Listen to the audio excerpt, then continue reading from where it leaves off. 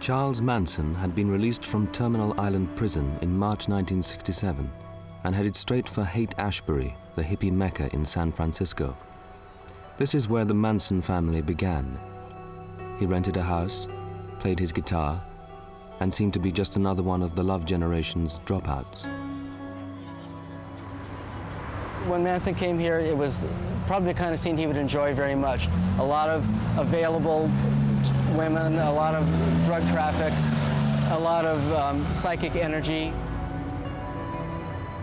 Everybody was using drugs every day and walking down the street stoned out of their heads or having bad trips. And it was an environment I think he might have enjoyed. It was kind of hellish. It was something like Hieronymus Bosch might have enjoyed painting if he were alive in those times. There were so many freaks and so many extremes. But the good people, the original people had left. They were gone. So all you had here was these biker gangs, speed freaks, and these innocent young people who came looking for the promise of peace and love and got exploited by these kind of characters. Peace and love, the 60s, flower children, da-da-da-da. That's the kind of thing that would give him an entree into the most vulnerable market. See, if he'd have thought he could control some other group, he would have got their nomenclature down and went there. But this was the most vulnerable. It was obviously the most vulnerable because it was morally deficient, it was young and inexperienced, it was a great vacuum of what to do, where to go. Very good opportunity. So he learns to say peace and love, la la la. It's the right bait for the fish. Now the nickname is hash berries, the favorite pastimes of the hippies, besides taking drugs, are demonstrations and partying, seminars, and groups of discussions.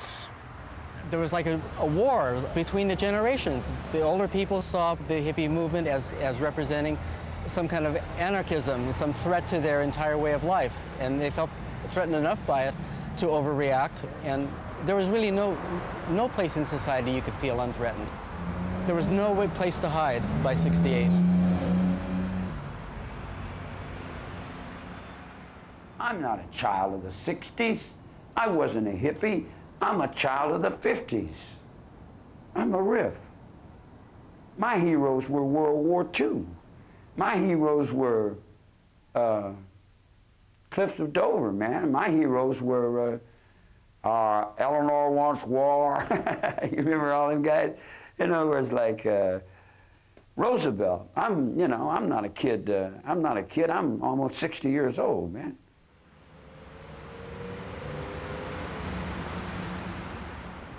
When Charlie was arrested and all the family was arrested and all the violence came into the newspapers, it had a devastating effect on the counterculture in the Haight-Ashbury community. And it was like dream became a nightmare. Everything had gone wrong. And of course, part of the problem was that that's what the media focused on. The worst examples of the counterculture to show that the 60s was, all negative. The Manson family became the symbol of the counterculture in the 60s rather than the free clinic movement or rock concerts or all the positive stuff. So it was a very violent, very disillusioning year.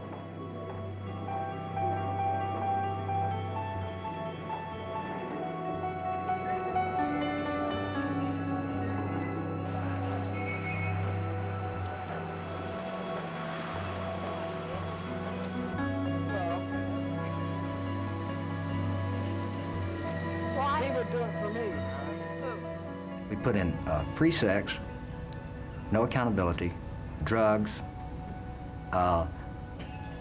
acceptable anarchy. And what do we expect to get? Do we expect to get utopia? Wish we would, but no.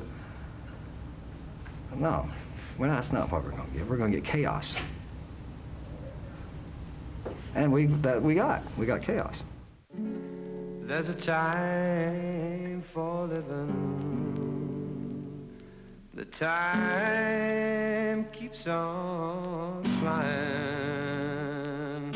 Think you're loving, baby, and all you're doing is crying. I was in the Terminal Island Penitentiary, or correctional facility, if you will, being corrected from my importing of marijuana. And Charlie was in the yard singing, and I had some friends in the music business, and I heard Charlie singing. He was rather like a young Frankie Lane. He had that lilt in his voice. Frustration and doubt. Well, I thought his voice was good, and it was during the period, the folk period, and the young hippie stuff and the new music, and I thought he would fit in. That game, mad game. Charlie didn't like the hippies or the hippie movement. Charlie, if everybody would do this, say peace and love, and Charlie would always go like this, one, us, me. So Charlie just used the hippie movement, I think, for his own benefit. I definitely didn't think he had that real love that people really were trying to put out. Oh, look at your game, girl. Now here's one of my sins, and I'll confess to you clearly and openly to the world. I never realized how much mind I was holding with those people. I never realized how weak you people are outside. He's a very charismatic person, and there was no reality testing, and a lot of people were taking LSD and other drugs, and Charlie would use LSD to reinforce that he had magic, that he was this all-powerful person that could make things move, that could read people's minds and know what their thoughts were. And so that was all part of that psychedelic drug counterculture then. If you back up and say, well, that's crazy, you know, reality test, but the whole community was like that because there were so many susceptible young people that came here that were looking for something to believe in, and Charlie's philosophy was very appealing to a lot of these young people. When I met Charlie, what impressed me most that I did not see in my own culture growing up was this strong sense of brotherhood, loyalty, honor, and brotherhood.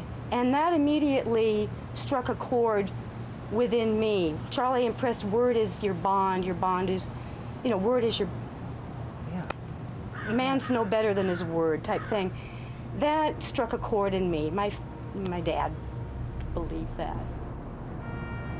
Sticking together, word being good, it's like a war, it's like a soldier reality. In other words, if these people in Hollywood have to go, so be it. That made sense to me, and that made sense to all of us. In war, you know, sometimes killing is needed.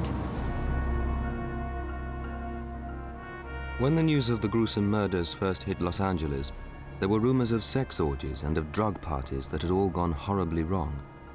The rich and famous went into a state of nervous shock, and the fact that the wife of Roman Polanski, a movie actress, was one of the victims, made international headlines.